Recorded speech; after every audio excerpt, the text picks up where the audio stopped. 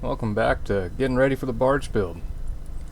So we're gonna go ahead and try and get this four-wheeler running. Problem I've got right now is, see, I turn the key on, screen's not lighting up, and the starter won't hit. It's got a dead battery. So what I'm gonna do is add a kill switch. Most of my vehicles have these, and that way when the vehicle's sitting there, and if you've got a slow drain somewhere, just turn the kill switch off, and that way the slow drain won't kill the battery. It is totally possible to find these drains, and I've found them on a lot of customer vehicles, but for my personal ones, it's just not worth my time. Just hit the kill switch, and I 100% know that battery's not going to go dead. So now I've got to take these two ground wires, solder them together, add an extension, and run them back to that kill switch. I tried using a cordless soldering iron. That didn't quite do it fast enough, so now I've got the corded one and the cordless one, making a little bit of progress here. Go ahead and add some shrink wrap for protection, and we've got that extension added.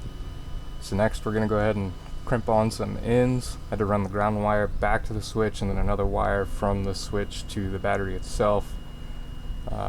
It's nice being able to make my own battery cables. Spent the money, I have all that I need to build them from scratch. Now we got the kill switch on, turn that on, and see if we can get this thing running. So the next problem I have is it will not run unless you have the choke on, which is a classic symptom of carbureted vehicles where the jets in the carburetor are clogged up. So that's the two carburetors down there. Let's go ahead and get them out and cleaned up. It wasn't too bad getting those things out of there. A couple of boots, 4 hoses, fuel line, wasn't bad at all. Let's get this thing disassembled and see what we're dealing with. When I pulled off this vacuum diaphragm, look at that. That's not helping anything. And look underneath these bowls here. Yep, definitely got some dirty fuel that's been in there for a long time. This four-wheeler probably hasn't run in a while. Go ahead and give these things a bath with some pretty strong cleaner, and then blow out each jet. Also went ahead and cleaned the fuel filter down in the fuel tank there. And then next, I'm going to try out this ultrasonic cleaner from Harbor Freight, see if that'll help. Got all the parts here ready to be cleaned. I'll clean the jets and smaller pieces apart from the carburetor separately. And this is after the first wash, and it does work. It does get it clean. Look how dirty that water gets during each wash. And it was about this time that nature called. I took a look in the sanitary supply, and what do you know? It's empty. Let's make some sawdust. That's better. We'll get back to the carburetor. So I gave it a thorough wash in between each cleaning, and I had to make a couple of trips back to the well. A big reason why I want this four-wheeler on this job. And after we got it cleaned, it actually came out pretty well. I'm impressed with that ultrasonic cleaner. So next, the jets, the vacuum sliders, and the bowls get their own washes. After that, I gave everything a blowdown and made sure to blow each individual orifice out. All we got left is to reassemble it, and right here, those are the two problem jets that were definitely clogged. Couldn't see through them until about 5 washes through the ultrasonic cleaner. And just like that, we've got a clean carburetor. Nothing to it. So we got that cleaned, and that definitely solved that problem. So that is awesome. But we still have this problem. It won't accelerate. And this problem. Turn the key off, and it does what's called dieseling. The timing is off so bad that it's able to keep burning the fuel. Pretty impressive.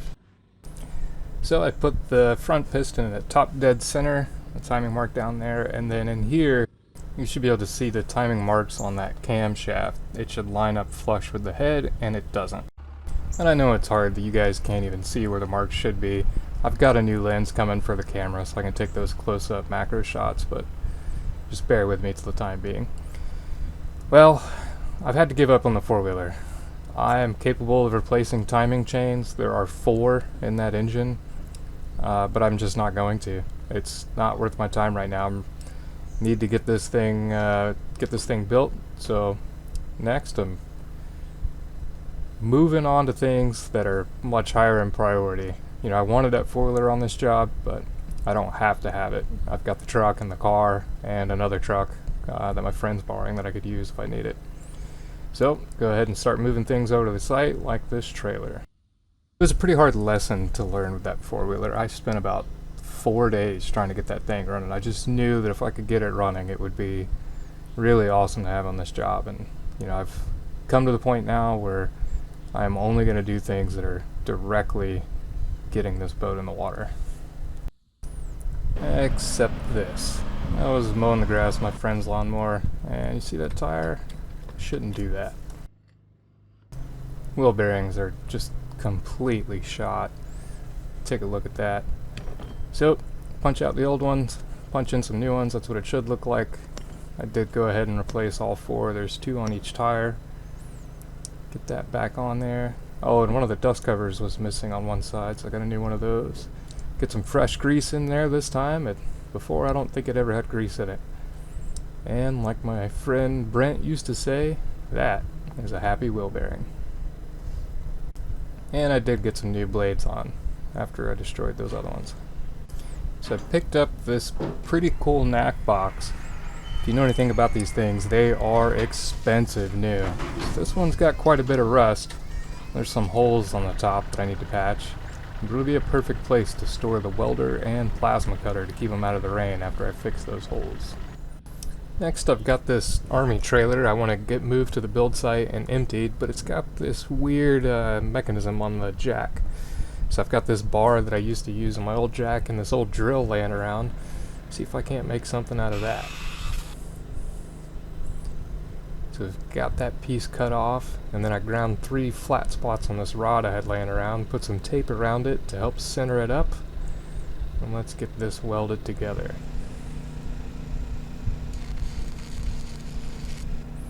It's a little tricky welding something this small that's also round. You have to move the stinger pretty quickly to keep up with it as you rotate. That way you get a good working angle all the way around. And here's the finished piece. We'll see if it works. Got it chucked up in the drill. That is satisfying. Much better than the rod with a vice grip on it I was using. So let's get the trailer moved over to the build site and give this thing a shot for real. I've been storing it up under the trailer like that. So far it's working.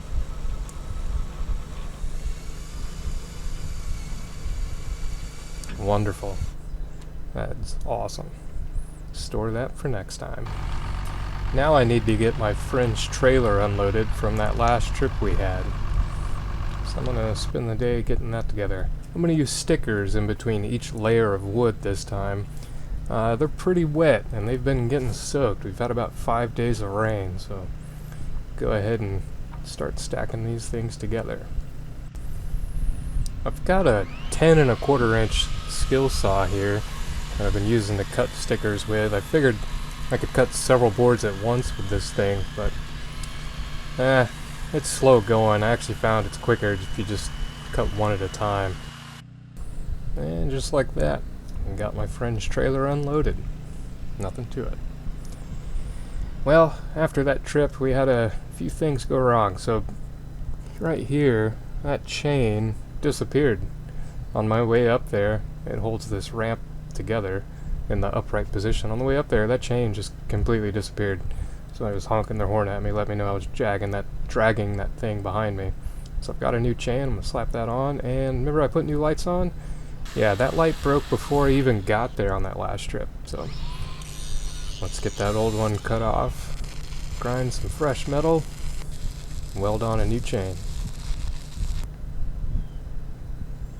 That'll work nicely. And we'll change out this light. And look who showed up today. My dad surprised me and brought up all that wood I left at my aunt's house. And look who else we've got. That's Doug. So we're gonna get all of that unloaded. It's a lot easier when you have this much help. It was a pretty fun day. So that's about it for this video. We'll be building that boat soon.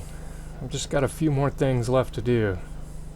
Like patch the holes on top of this knack box, and this army trailer needs to be emptied. I want to put a water container on it for fire watch. And it's got that 8.2 liter diesel that I'll probably use to power the boat. I need to build some shells inside this Connex. And these gun cases and that blue container, need to go to the build site, need to move my engine hoist, get the refrigerator moved. All these bags that are in my French truck, that's the stuff that's going to go inside that ISU 90. And lastly, but certainly not least, I need to build a small shelter for this 10K diesel generator to get power out to the site. Thanks for watching.